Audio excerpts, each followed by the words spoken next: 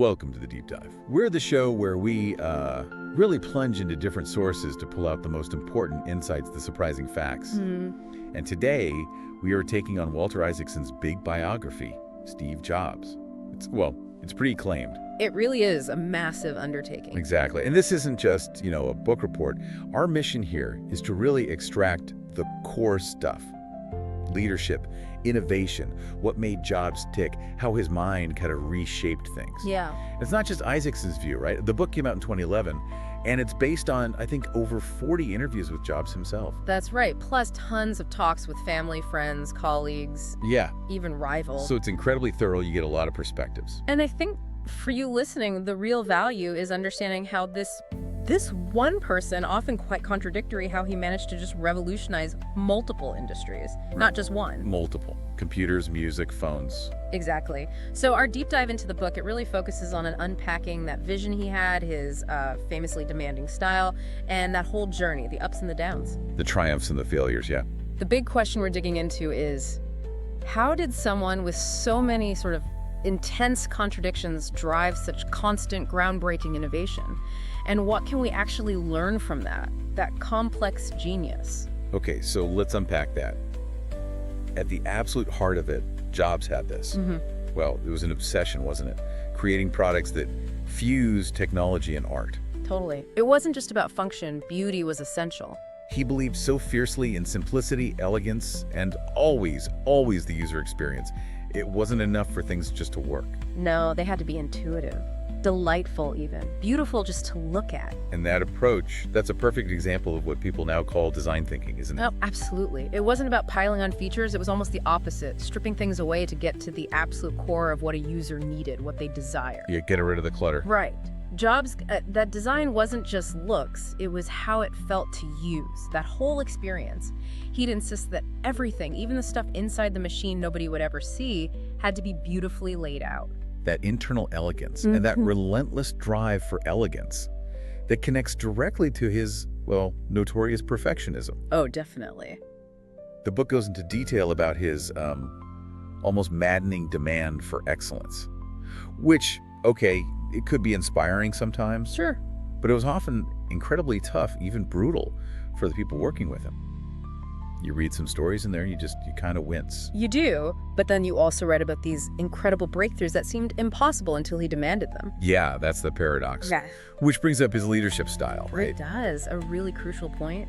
Yeah. The biography, it doesn't pull any punches about his charisma, but also how abrasive he could be. It paints a really vivid picture of his famous reality distortion field. That ability he had to convince himself, and usually others, of almost anything. Like telling an engineer they had to do a week's work in a day. And making them believe they could. Exactly. And while the book is really upfront about how harshly he could treat people, which, some readers found quite unsettling, it feels like an honest portrayal. Yeah. You need that side to understand his impact. Right, you need the whole picture. So, okay, given all that complexity, what are some of the big takeaways, the sort of actionable insights we can pull from his career? Well, one huge idea that comes through is how innovation often springs from connecting things that seem totally unrelated. Connecting the dots. Precisely. Seeing those intersections between, say, technology, art, and the humanities. The book talks about his background, right? Yeah. Dropping out of college, taking that calligraphy class. Yeah. Who would have thought that, learning about fonts and spacing back then would directly influence the typography on the first Macintosh? It's kind of amazing. It perfectly illustrates that think different idea.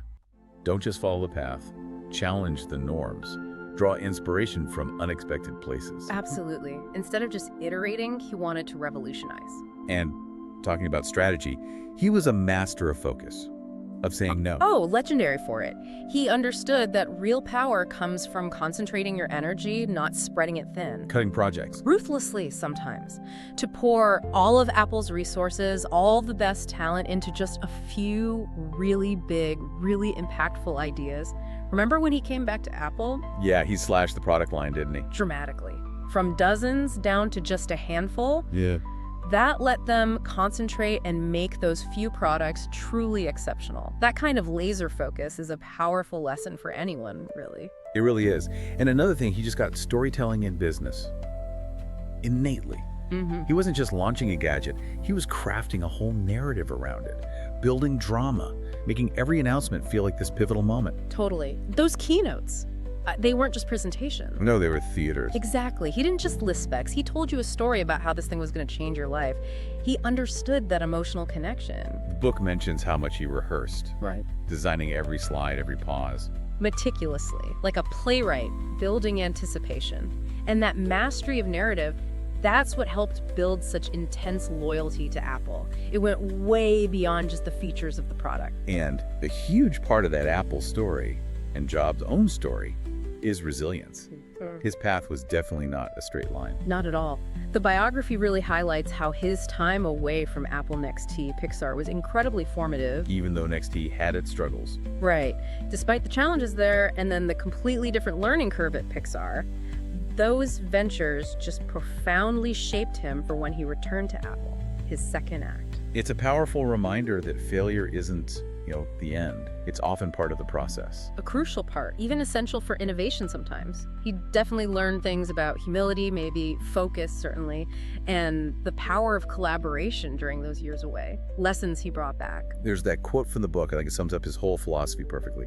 Innovation distinguishes between a leader and a follower. That really nails it, doesn't it? It really does. Yeah, it's not just about being first, maybe, but about bringing something genuinely new that reshapes everything. It captures his driving force. And, ultimately, while maybe some of the deep tech details in the book might be a bit much for a casual reader, Sure, it can get dense. the core insights are pretty universal. This book, this deep dive, it's really for entrepreneurs, for business students, creatives, designers.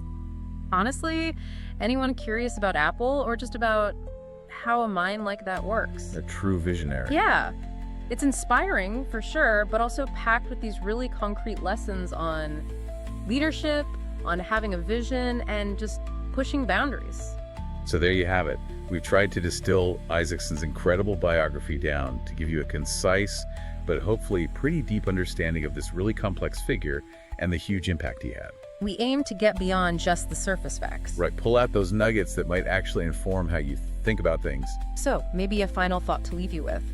Considering how much Jobs insisted on connecting technology, art, the humanities, think about what unexpected combinations you could explore. Interesting. What seemingly unrelated passions or knowledge areas do you have, and how might bringing those together spark something totally new? A new insight, a new solution in your own life or your work, something to mull over.